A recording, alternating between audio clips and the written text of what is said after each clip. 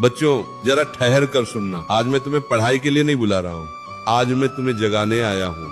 आज का सबसे बड़ा संकट ये नहीं कि सिलेबस बड़ा हो गया है, संकट ये है कि मन छोटा हो गया है, धैर्य खत्म हो गया है, एकाग्रता मर गई है और विद्यार्थी भीतर से हार मान चुका। आज का छात्र किताब से नहीं डरता, वो अपने ही मन से डरने लगा है। मुझसे नहीं होगा, बहुत देर हो गई, दूसरे मुझसे आगे हैं। आज मैं तुम्हें कोई साधारण मोटिवेशन नहीं देने आया हूँ, आज मैं तुम्हें भगवत गीता की आग देना चाहता हूँ। वही आग जिसने अर्जुन को रणभूमि में खड़ा कर दिया था, वही आग जो थके हुए मन को फिर से खड़ा कर देती है। आज का विद्यार्थी हार इसलिए नहीं रहा कि उसमें बुद्धि नहीं है, हार इसलिए हो रही है क्योंकि मन टूट गया है, डर से, तुलना से, असफलता से और आलस्य से। और ठीक इसी स्थिति में अर्जुन भी खड़ा था, धनुष हाथ में था, लेकिन मन कांप रहा था। और तब श्री कृष्ण ने एक ही बात कही, हे अर्जुन, ये कायरता तुझे शोभा नहीं देती।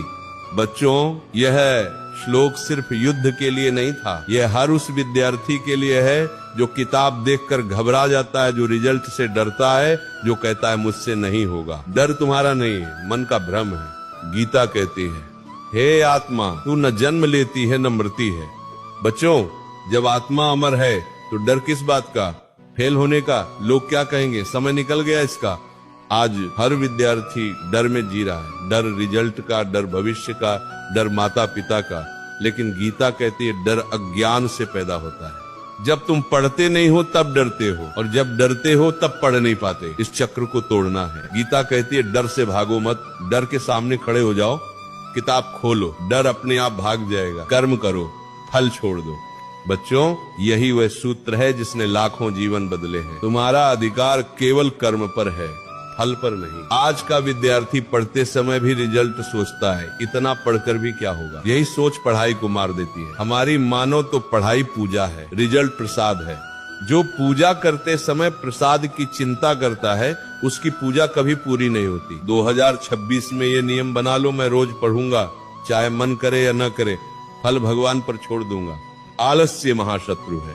गीता कहती है कोई भी व्यक्ति एक क्षण भी बिना कर्म के नहीं रह सकता। बच्चों, आलस्य ये नहीं कहता कि काम मत करो, आलस्य कहता है कल कर लेना, और यही कल जीवन खा जाता है। हमारी मानो तो जो आज टालता है वह कल रोता है। अगर मन नहीं कर रहा तभी पढ़ो, क्योंकि मन को साधने का यही समय है। मन को मित्र बनाओ। गीता स्पष्ट कहती है मनुष्य स्वयं अपना मित्र भी है और शत्रु भी। बच्चों, अगर मन कहे छोड़ दे तो तुम कहो बैठ पढ़ेंगे। यही साधना है, यही ब्रह्मचर्य है, यही छात्र धर्म है। आज जो मन को वश में कर लेगा वही इतिहास बनाएगा। तुलना छोड़ो, स्वधर्म पकड़ो। अर्जुन को भी डर था, मेरे सामने भीष्म है, द्रोण है। श्री कृष्ण ने कहा स्वधर्मे निधनम श्रेय, अपने मार्ग पर चलना ही श्रेष्ठ है।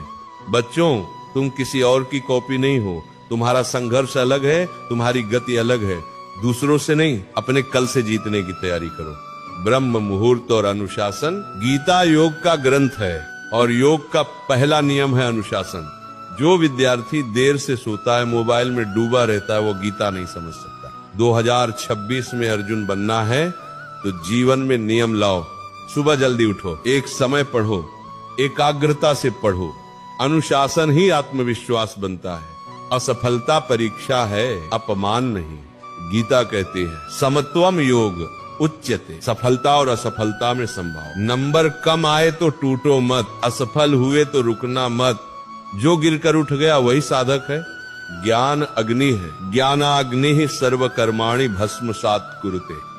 ज्ञान अग्नि है जो सब जलाकर शुद्ध कर देता है। पढ़ाई सिर्फ नौकरी के लिए नहीं है, पढ़ाई आत्मा को तेज करने के लिए। जब ये भाव आ जाएगा तो पढ़ाई बोझ नहीं रहेगी। श्रद्धा ही शक्ति है। जिसके पास श्रद्धा है वही ज्ञान पाता है। अपने ऊपर श्रद्धा रखो, अपने प्रयास पर श्रद्धा रखो। भगवान मेहनती बच्चों का साथ कभी नहीं छोड़ते।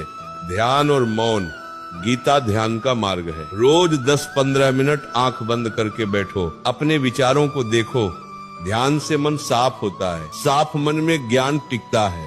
बच्चों, अब मैं आखिर बात कहता हूँ। अगर आज तुमने गीता की इस पुकार को नहीं सुना तो कल जीवन तुम्हें जोर से पुकारेगा। याद रखना, तुम्हारा जन्म साधारण नहीं है। तुम्हारे भीतर अर्जुन बैठा है। बस एक श्री कृष्ण चाहिए और वह श्री कृष्ण तुम्हारा विवेक है।